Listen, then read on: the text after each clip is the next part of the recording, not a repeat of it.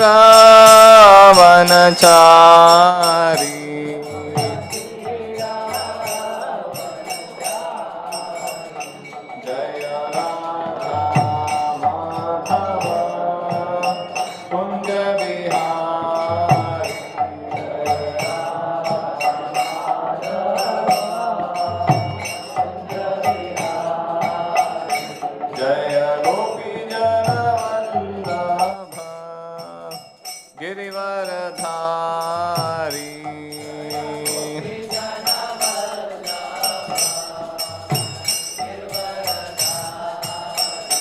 जय गोपी जन वल्लभ गिरिवरधारी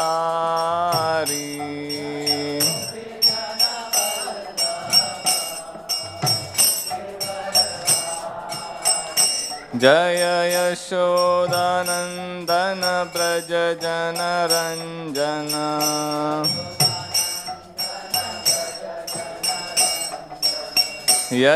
यशोदानंदन ब्रज जन रंजन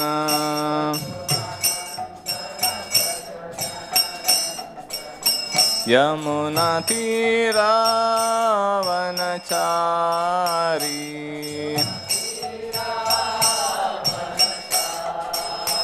यमुना तीरावनचारी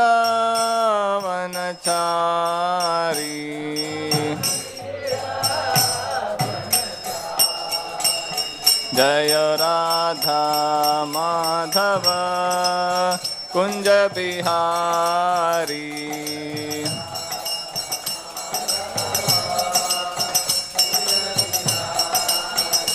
जय राधा माधव कुंज बिहारी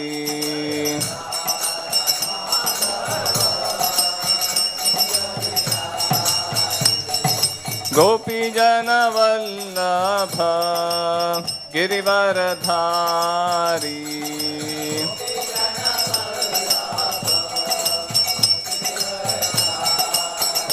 जय गोपी जन वल्लभ गिरिवरधारी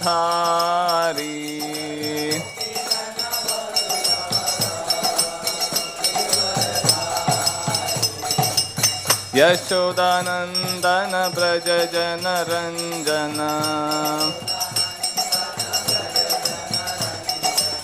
यशोदानंदन ब्रज जन रंजन यमुना तीरावनचारी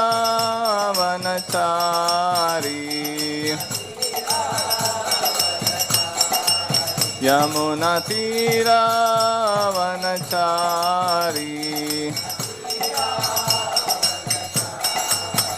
जय राधा माधव कुंज बिहारी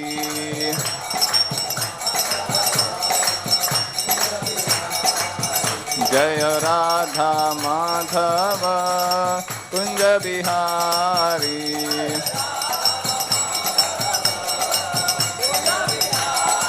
हरे कृष्णा कृष्ण कृष्ण हरे हरे हरे राम राम राम हरे हरे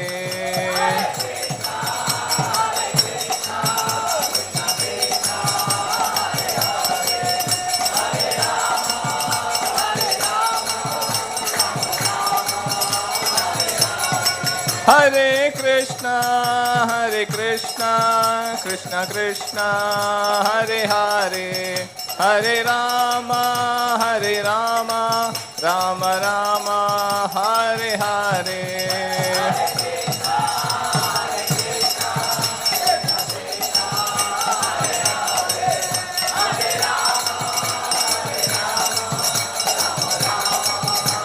नीताय गौर हरि बोल हरि बोल हरि बोल हरि बोल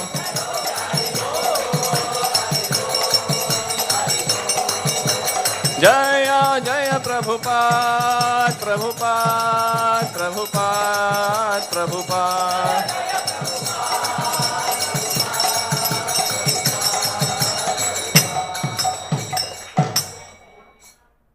जय Om Vishnupada Paramahamsa Parivrajakacharya Ashtottara Shri Srimad divine grace AC Bhaktivedanta Swami Srila Prabhupada की अनंत कोटि वैष्णव वृंद की निताय गौर प्रेमानंदे।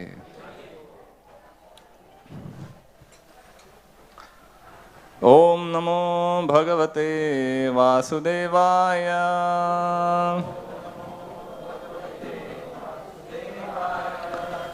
ओम नमो भगवते वासुदेवाय।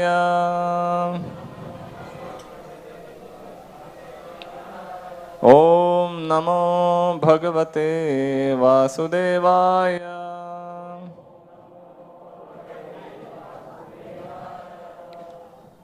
ओम अज्ञानतिमिरन्धस्य ज्ञानाञ्जनशलाकया चक्षुरुन्मीलितं येन तस्मै श्रीगुरवे नमः। श्रीचैतन्यमनोभीष्टं स्थापितं येन भूतले स्वयं रूप कदा मह्यं ददाति स्वपदान्तिकं। वन्देऽहं श्रीगुरो श्रीयुतापदकमलं श्रीगुरून् वैष्णवांश्च श्रीरूपं साग्रजातां सहगणा रघुनाथान्वितं तं सजीवं साद्वैतं सावधूतं परिजनसहितं कृष्णचैतन्यदेवं श्रीराधा कृष्णपादान् सहगणा ललिता श्रीविशाखान्वितांश्च। हे कृष्ण करुणा सिंधो दीनबंधो जगत्पते गोपेश गोपिका कांता राधा कांता नमोस्तुते। तप्त कांचन गौरांगी राधे वृंदावनेश्वरी वृषभानुसुते देवी प्रणमामि हरिप्रिये। वाञ्छाकल्पतरुभ्यश्च कृपा सिन्धुभ्येव च पतितानां पावनेभ्यो वैष्णवेभ्यो नमो नमः। श्रीकृष्ण चैतन्य प्रभु नित्यानंद श्री अद्वैत गदाधर श्रीवासादि गौर भक्तवृंद। हरे Krishna Krishna Krishna Hare Hare Hare Ram Ram Ram Hare Hare. Hare Krishna. So I welcome all of you for this evening, Sunday evening Gita class. We'll continue our discussion on the first chapter. Last Sunday we covered till 1.14. Today we'll discuss 1.15 and maybe a few more verses. So I'll recite the verse. पांचजन्यं हृषीकेशो देवदत्तं Dhananjay पौण्ड्रं दध्मौ महाशङ्खं भीमकर्मावृकोदरः। पांचजन्यं हृषीकेशो देवदत्तं Dhananjay पौण्ड्रं दध्मौ महाशङ्खं भीमकर्मावृकोदरः। पांचजन्यं हृषीकेशो देवदत्तं Dhananjay पौण्ड्रं दध्मौ महाशङ्खं भीमकर्मावृकोदरः।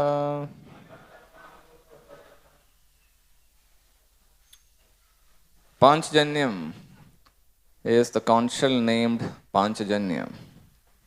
Hrishikesha is Rishikesh or Krishna, the Lord who directs the senses of the devotees.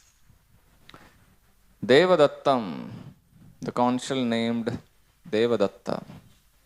Dhananjaya is Arjun, the winner of wealth. Poundram, the conch named Poundra. Dadhmau, blue. Mahashankham, the terrific conch shell. Bhimakarma, one who performs Herculean tasks. Vrikodaraha, the voracious eater Bhima. Translation purport by His Divine Grace A.C. Bhaktivedanta Swami Prabhupada. Lord Krishna blew his conch shell called Panchajanya. Arjun blew his, the Devadatta. And Bhima, the voracious eater and performer of Herculean tasks, blew his terrific conch shell called Poundra. Purport. Lord Krishna is referred to as Rishikesh in this verse because he is the owner of all senses. The living entities are part and parcel of him, and therefore the senses of the living entities are also part and parcel of his senses. The impersonalists cannot account for the senses of the living entities, and therefore they are always anxious to describe all living entities as senseless or impersonal. The Lord, situated in the hearts of all living entities, directs their senses. But he directs in terms of the surrender of the living entity. And in the case of a pure devotee, he directly controls the senses. Here on the battlefield of Kurukshetra, the Lord directly controls the transcendental senses of Arjun, and thus his particular name of Rishikesh. The Lord has different names according to his different activities. For example, his name is Madhusudan because he killed the demon of the name Madhu. His name is Govinda because he gives pleasure to the cows and to the senses. His name is Vasudev because he appeared as the son of Vasudev. His name is Devaki Nandan because he accepted Devaki as his mother. His name is Yashodanandan because he awarded his childhood pastimes to Yashoda at Vrindavan. His name is Parthasarathi because he worked as charioteer of his friend Arjun. Similarly, his name is Rishikesh because he gave direction to Arjun on the battlefield of Kurukshetra. Arjun is referred to as Dhananjay in this verse because he helped his elder brother in fetching wealth when it was required by the king to make expenditure for various different sacrifices. Similarly, Bhima is known as Vrakodara because he could eat as voraciously as he could perform Herculean tasks, such as killing the demon Hidimba. So the particular types of conch shell blown by the different personalities on the side of the Pandavas, beginning with the lords, were all very encouraging to the fighting soldiers. On the other hand, there were no such credits, nor the presence of Lord Krishna, the supreme director, nor that of the goddess of fortune. So they are predestined to lose the battle, and that was the message announced by the sounds of the conch shells.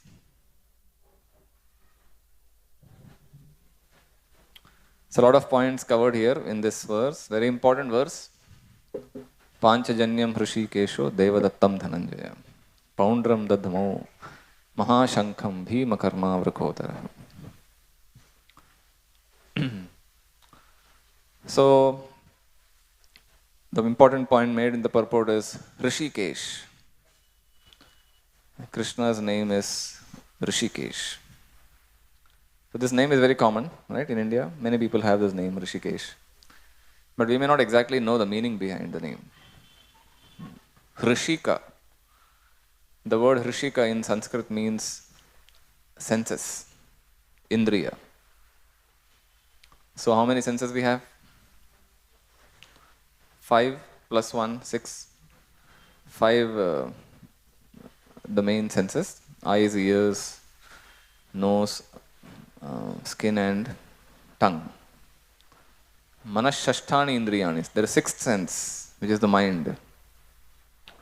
So these are called Gyanendriyas, knowledge acquiring senses. Then we also have Karmendriyas, working senses. Hands, legs, these are all called working senses. So Rishika means sense. And Rishikesh means the master or the owner of the senses. So Krishna is described as Rishikesh, who owns or controls all the senses of all living entities. So this is not very difficult to understand. Just like, say for example,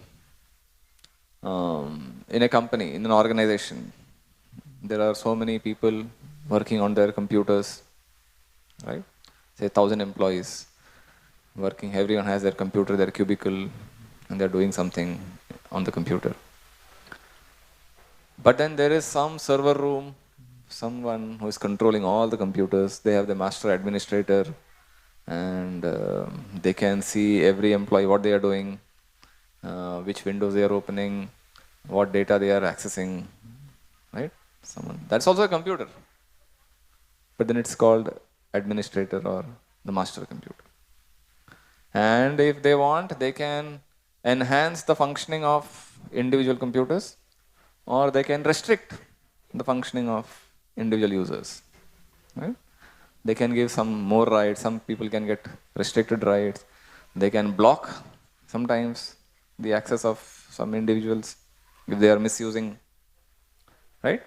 So in this way, if this can happen in an organization, the scriptures say Krishna is a controller of everyone's all senses, master controller.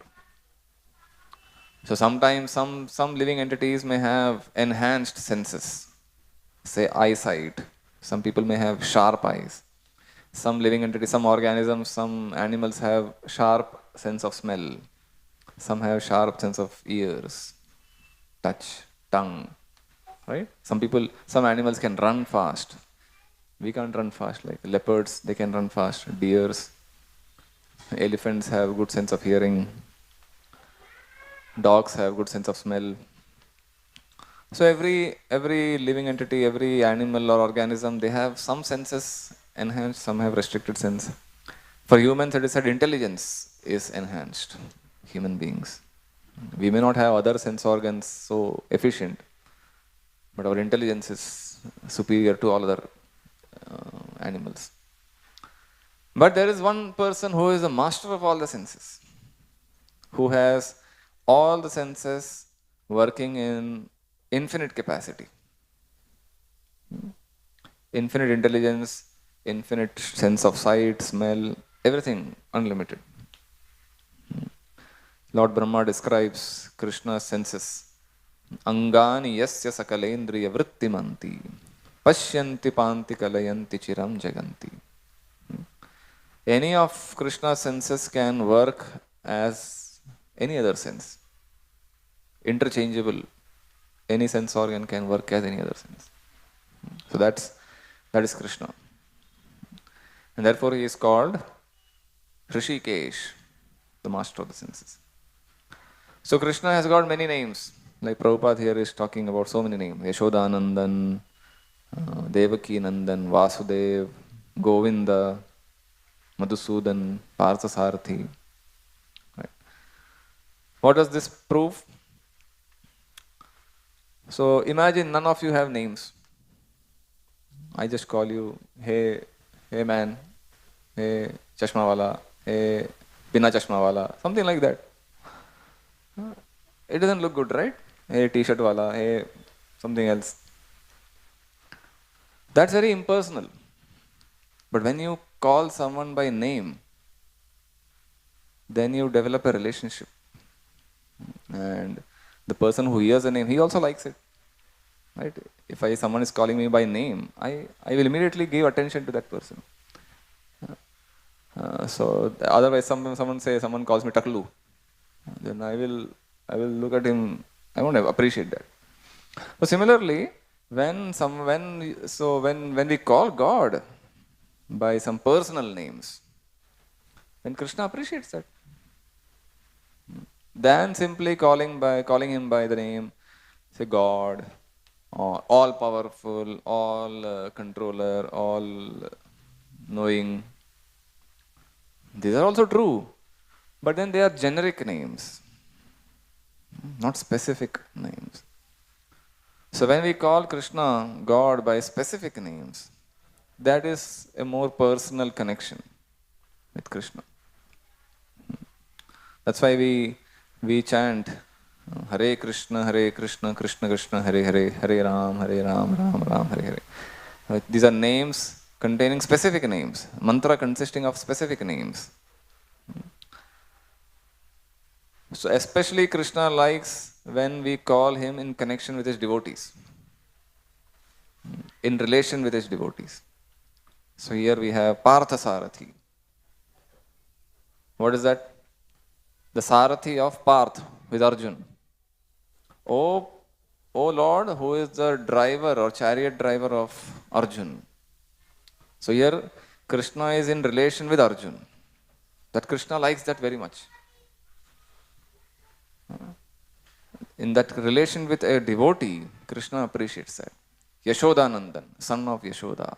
Devaki Nandan, Nandanandan. Radha, when we call Radha Gopinath, Radhanath. In this way, all these names Krishna likes in connection with devotees. Radhika, Vallabh. So therefore, that helps us establish personal relation. That shows that Krishna is a person. Unlike many philosophers who say that God is impersonal, God is formless, nameless, characterless, characteristicless, qualityless. These are impersonal descriptions. If we can have a name and a form and qualities, why should God not have these forms and qualities? Ultimately, everything comes from God, right?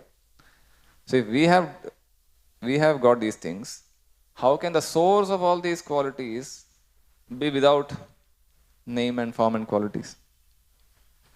That doesn't make sense.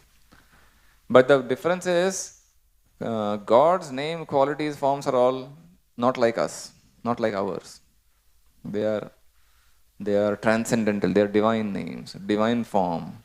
Our form takes birth at a certain time, will last for a certain time, will die after a certain time. Right? These forms keep changing constantly. And these forms will die out after a certain time. Radha Gopinath Bhagavan ki. Our names are also temporary. Someone may call by some name, someone may call us by some other name. And our names also have temporary duration. After we die, it's gone. But when it comes to Krishna, Krishna's name, his form, his qualities, his activities, everything is divine. Divine and absolute. Absolute means everything about Krishna is equally potent and powerful. So when we are standing in seeing Krishna, or when we are hearing about Krishna, is as good as associating with Krishna directly, personally. So if I am associating with someone, here my friend, I have to physically associate with him. But if I simply remember the name, that doesn't mean the friend is close to me. So name and the form of a person in this world is different. But when it comes to Krishna, it's all same. Therefore it is called absolute. Abhinnatva nama namino. There is no difference between the nam and the nami. The name and the named. So here, Rishikesh. So this verse says, Panchajanyam Rishikeshu. Rishikesh or Krishna blew his conch, named Panchajanya. So what is the history behind this? The Krishna book, the 10th canto Srimad Bhagavatam describes the story of Panchajanya. So Krishna and Balaram, after completing their education at Sandipani Muni's ashram, after they left Vrindavan, came to Mathura, they spent some time in the ashram of Sandipani Muni. And they finished all their education in 64 days. They learned 64 arts in 64 days, which is unusual. Because they are God, they can do anything. So they finished, and after education, they asked their teacher, what Guru Dakshina would you like to have? So Sandipani Muni thought about it for some time and said, these two boys are not ordinary boys. So let me ask something special. So Sandipani Muni had a son who died several years ago. So he thought, let me request Krishna and Balaram to get my son back. So that son had drowned in the Arabian Sea near Prabhas. Prabhasa Kshetra. So Krishna Balaram said, okay, we'll get you. That's our Guru Dakshina. So they went to Prabhas, a holy place, and they went near the ocean on the seashore, and then they requested the Samudra, ocean god, to return the sun. The ocean god said, look, I don't have the sun, but you can go inside the ocean. There is a demon named Panchajana. He has taken the son of your Guru. So Krishna and Balaram go inside the ocean. They find the demon, Panchajana. They kill the demon. But they don't find the sun. So what to do? But then the body of this demon had like a body of a conch-shaped body. So after killing the demon, they took the shell. That shell became Panchajanya. And then from there, they went to the abode of Yamaraj, Yamaloka. And then Yamaraj, Krishna requested Yamaraj, please return the son of our teacher. So Yamaraj, upon seeing Krishna and Balaram, he immediately brought the son and said, please take, oh my lord, you are the lord of the creation. Please accept this. So Krishna was very happy. They brought the son back to Sandipani Muni Ashram and gave him the Dakshina. So Panchajanyam, the conch came from that demon who had kidnapped the son of Guru. So that conch he blew. So during the battlefield, before the war, Krishna blew this conch, Panchajanyam. And he would blow this conch several times in the war, during the war. Whenever there was a victory, Arjun is fighting a battle and he wins the battle. He had many names. One name was Parth, Arjun, Dhananjay, Kaunteya, which else? Budake, Savyasachi, all these names Arjun had. All these names come in the Gita. So how did he get the name Dhananjay? Dhananjay means one who attained lot of wealth, acquired lot of wealth. So after Yudhishthir became the king, not after, he had to perform a sacrifice, huge yajna. And there was a lot of wealth required to perform a sacrifice. Not like sacrifices that we find today. It was a huge yajna kund and lot of gold and silver is required. So, where to get the wealth? So someone told them, go to the Himalayas. And there is a cave inside the Himalayas where you will find a lot of gold. This gold was actually rejected by a king named Marutta. Long back, several centuries back. He had similarly performed a huge sacrifice. And he worshipped Lord Shiva, Shankar. And Lord Shiva had given him, being pleased with him, Lord Shiva had said, there is an entire mountain peak made of gold in the Himalayas. You take that mountain peak, totally made of gold. So he took that mountain peak and designed so many altars, sacrificial altars, utensils made of gold. And the entire yajna was performed and a lot of charity was given to so many people. And these people, after using that, they threw it there. Gold plates. It's not that they accumulated everything, got them back home. After use and throw. They rejected it there. So this person said to Arjun, you go there, Vyasdev told him, go there and you can collect all those rejected gold that can be reused. So Arjun goes to Himalayas, collects all those utensils and he comes back to Hastinapur. There's a huge line of elephants and bullock carts loaded with all these gold utensils. And with that wealth, Yudhishthir performs the sacrifice. So therefore Arjun got the name Dhananjaya. Then, Poundram Dadhmau Mahashankham Bhima Karma Vrakodaraha. So this is Bhima blowing his conch shell. So here Bhima is described as Bhima Karma, one who performs Herculean tasks, huge Very difficult tasks. Such a person is called Bhima Karma. So what are the different difficult tasks he performed? When they were in the forest, one time a demon called Hidimba attacked the Pandavas. And this was the first forest life they stayed. After the Lakshagriha, their house was burnt and then they had to run hiding. This happened during that time. So there was this Hidimba, demon named Hidimba, who was a man-eater. He wanted to eat all these Pandavas, human flesh. So Bhima fought with him, killed him, and he had a sister, Hidimbi. She married Bhima, and then their son was Ghatotkach. So ordinary persons cannot kill the demon. Generally, a human and Rakshasas are more powerful than human beings. But in this case, Bhima was more powerful, although a human being. And then Bhima was so strong that sometimes he would carry all of them. His 4 brothers and mother, Kunti.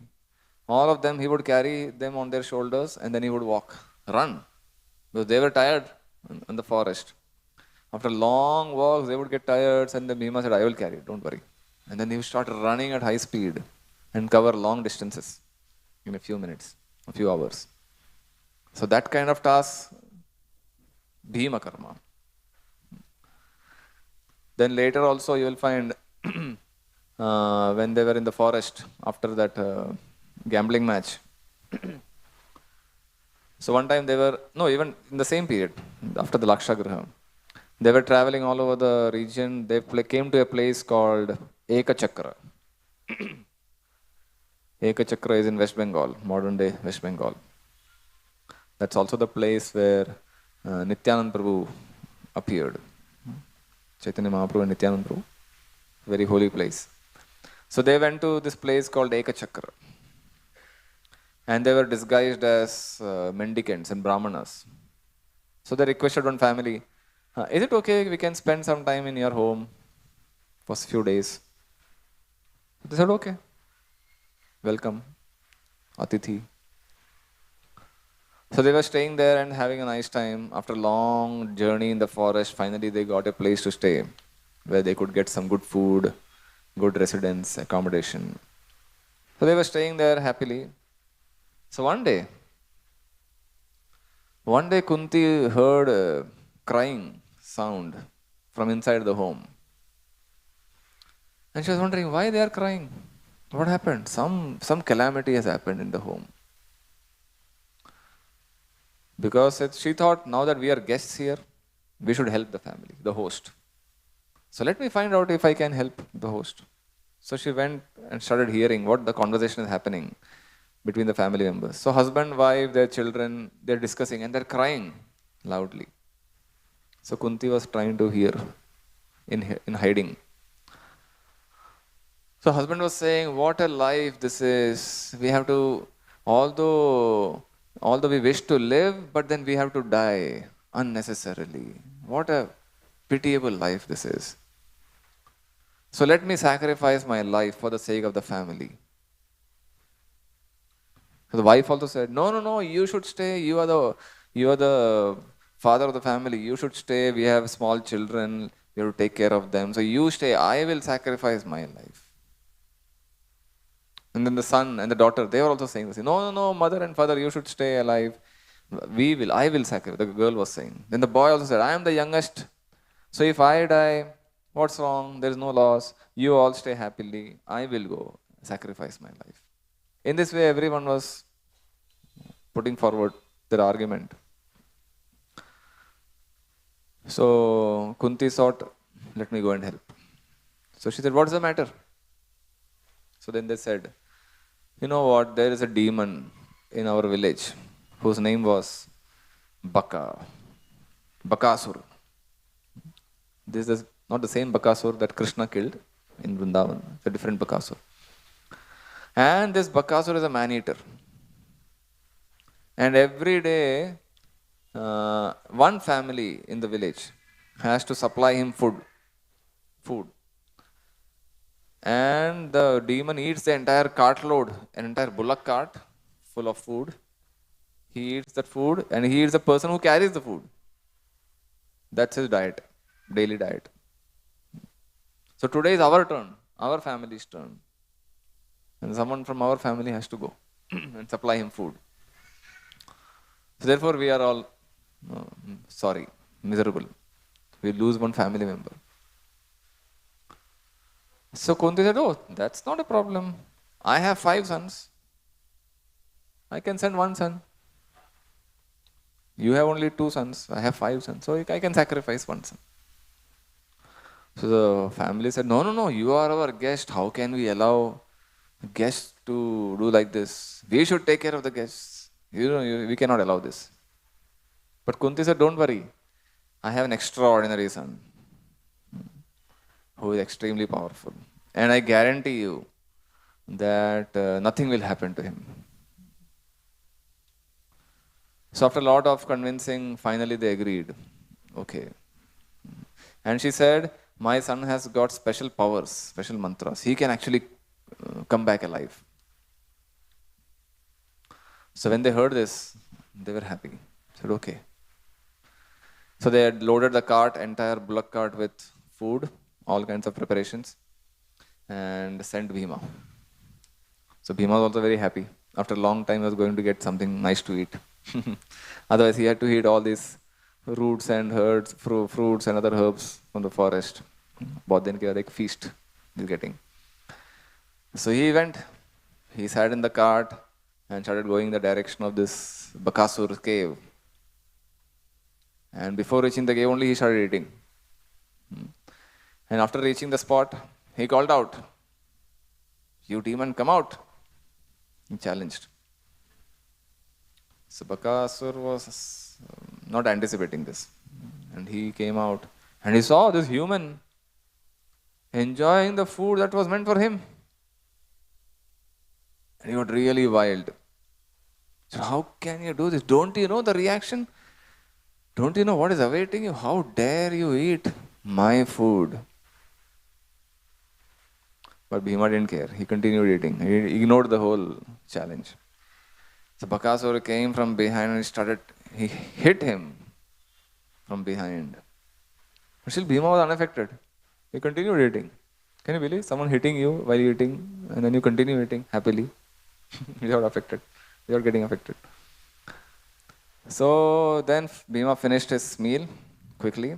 He washed his hand. He took time, relaxed. So he washed his hand, washed his mouth, and then said, "Okay, now let us fight." And then they started fighting, fists with the fist fight. And then Bakasura took a nearby tree, plucked the tree, and threw at Bhima. Bhima grabbed it. He threw it. He plucked another tree. In this way, tree fight started between the two. And very soon the whole forest was devoid of all trees.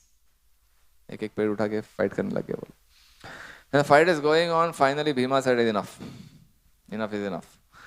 And then he grabbed him on the shoulders and started bashing him hard. By this time, Bakasura was tired. And then Bhima made him fall. And then he grabbed his neck and grabbed his cloth. And he was lying flat on the stomach, belly. And grabbed his neck and grabbed his behind portion and pulled him. He kept his knee on his back and he pulled him. And his bone cracked. And he started vomiting blood. And in this way, Bakasura was dead. So seeing this, Bakasura's assistants came running. So there was a huge scream. He roared out a huge scream. And Bakasura's assistants came wondering what happened. And then they saw Bakasura lying dead and Bhima, huge, powerful Bhima standing there. They were really afraid. So Bhima said, "Look, if you continue behaving like this, you will meet the same fate. You promise me you won't trouble the human beings in this village, and then I will spare your life." So they agreed, yes, we won't do anything, and we will be peaceful with the human population here. So in this way, Bhima took the dead body of Bakasura and placed it near the village gate so that everyone could see in the market. Next morning, so he didn't say anything to anyone. And then he went back to the home. Next morning, everyone is saying, what is this? The entire dead body, huge dead body of Bakasur. They're wondering, who did this? But Bhima had told the family, you should not tell this to anyone. Kunti had told not to tell this to anyone. So everyone came to know that this Brahman's family's turn today. So they went and inquired, so who did this?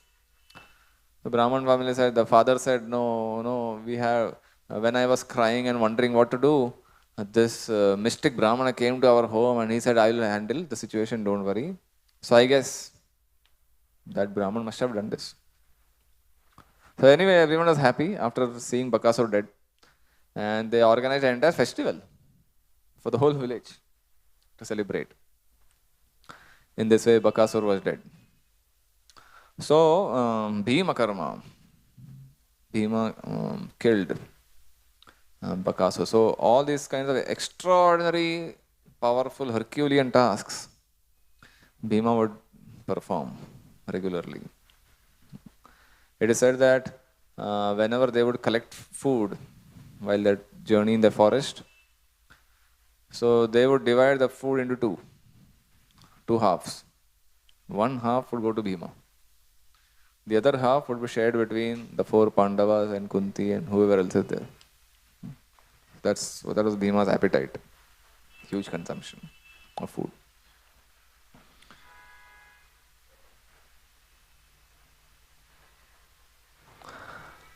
So even in the battlefield of Kurukshetra, you will find descriptions of how Bhima killed the sons of Duryodhana. So when the gambling match was going on, Bhima had taken a challenge. I am going to kill all 100 sons of Dhritarashtra. I have taken a vow. So in the battle of Kurukshetra, whenever other Pandavas would get a chance to kill sons of Dhritarashtra, they wouldn't kill. Because they kept it reserved for Bhima. Ye Bhima ka kota hai. Let him kill. And they would spare the life. Arjun got many chances to kill, but he wouldn't kill. So Bhima, when every day he would kill 10 sons, 20 sons, 15 sons, 7 sons. So in this way, over a period of 18 days, he killed all of them. And whenever the brothers of Duryodhana would get killed, Dhritarashtra would feel pain. Oh, I am losing my sons. The prophecy is coming true. Bhima had taken a vow. He is actually fulfilling the prophecy. And finally, the battle with Dushasana happened. And it went on for quite some time. And finally, Bhima jumped onto the chariot of Dushasana, made him fall and jumped on his chest, tore open the chest and killed him. So when Dushasana was dead, killed, Duryodhana was actually fearful. Looking at the fearsome form of Bhima, how angry he was. Because Bhima remembered what Dushasana had done. He was the one who dragged Draupadi to the assembly, right? And he was the one who was trying to pull off her clothes. All those memories came back and all that anger, he downloaded it on Dushasana. And looking at Bhima's the terrific form, everyone in the battlefield got scared. Is he a human or is he a Rakshasa? What is he? What kind of monster he is? And they said, looking at this form of Bhima, we don't see any hope for the Kaurava army to win the war. By that time, many days had already passed. A lot of loss had happened already to Duryodhana. And then the final battle happened between Bhima and Duryodhana. There also, Bhima displayed a lot of strength. But then with Krishna's help, finally, he was able to kill Duryodhana.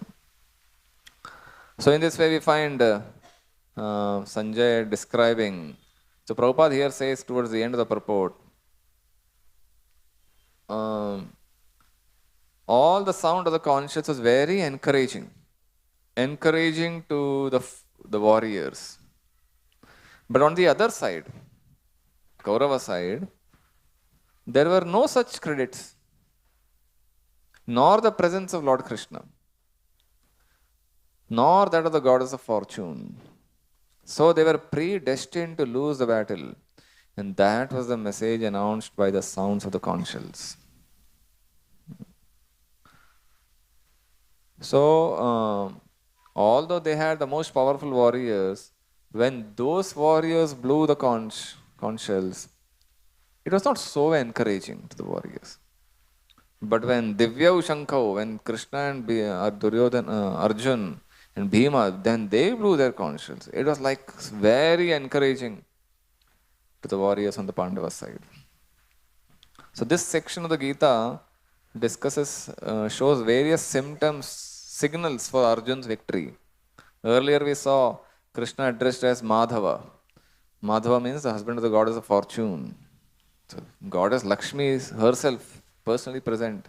Her husband Krishna is present. So that means victory has to be on the side of Arjun. And then Divyau Shankau, divine conch shells, not ordinary conch shells. We saw how Krishna got the conch. Last week we saw how Arjun got various weapons. Right? Then the next verses, it's all a series of verses describing the conch shells.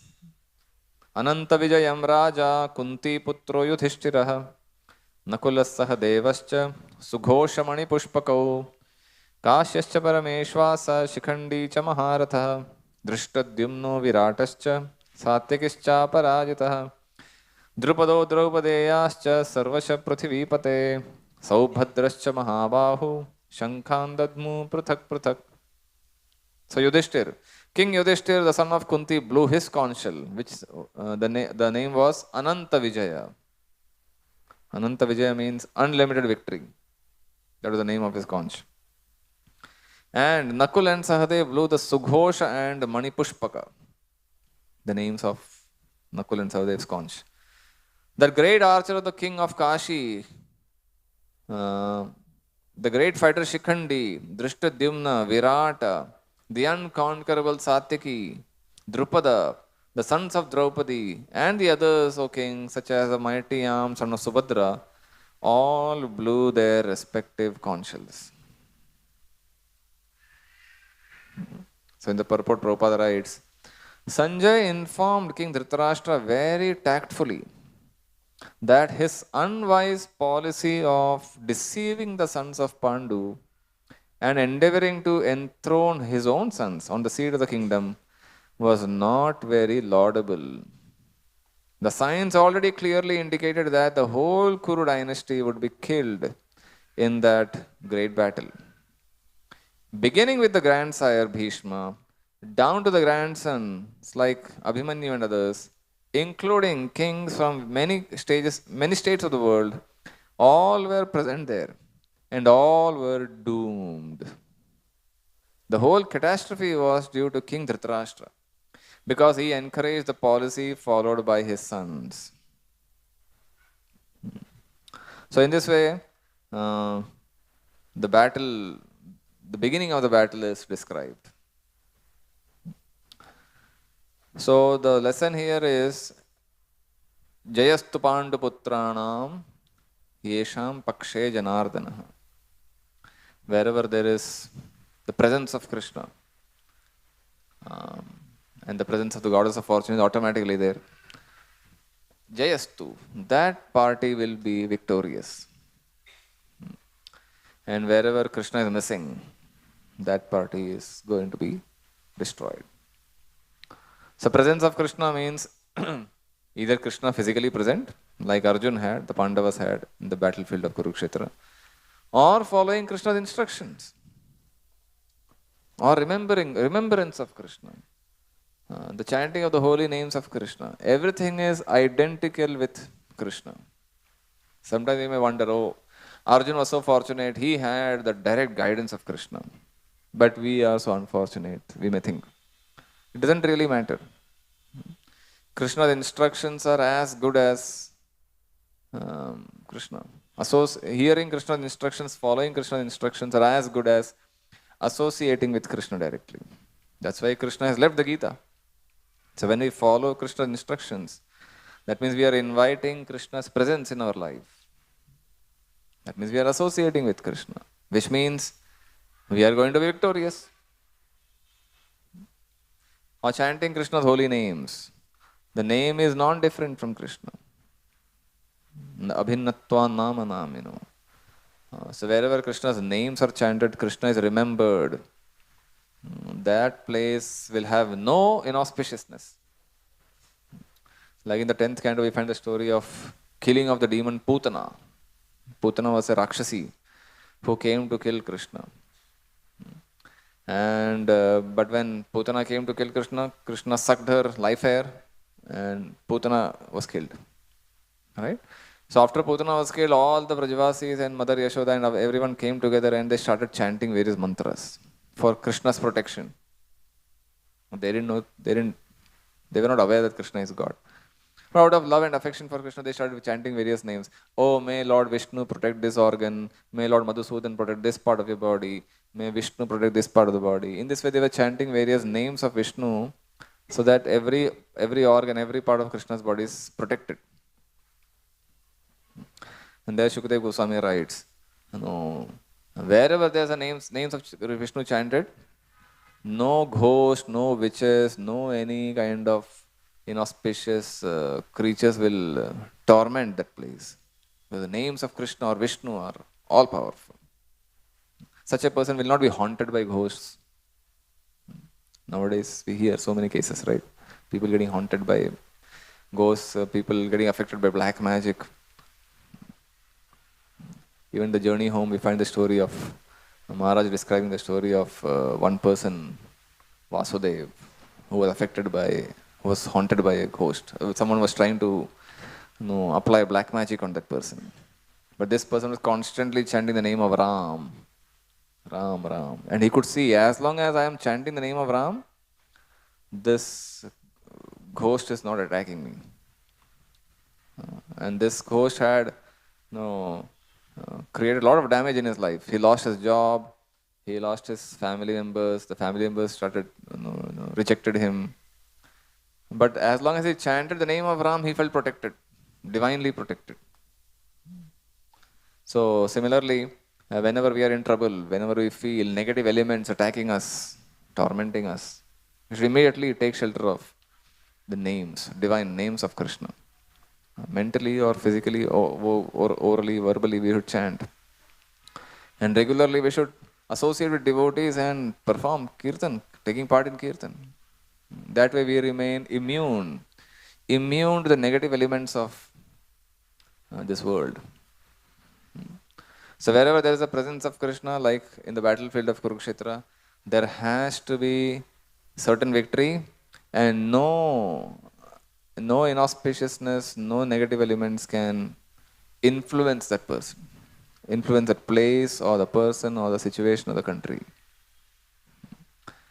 Therefore, it's a great benediction to have the Sankirtan movement. Lord Chaitanya inaugurated the Sankirtan movement where devotees, people can come together congregationally and loudly chant the names of Krishna. Wherever that Sankirtan is going on, nothing can be more auspicious than that situation.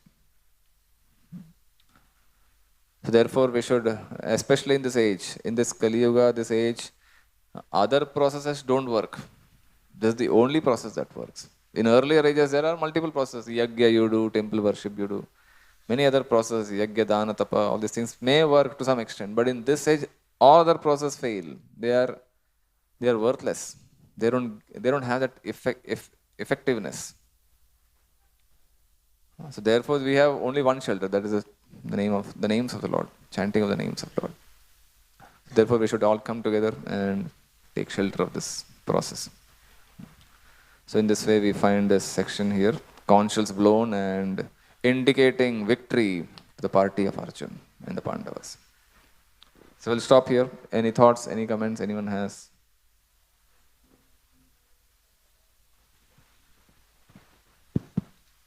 Hare Krishna.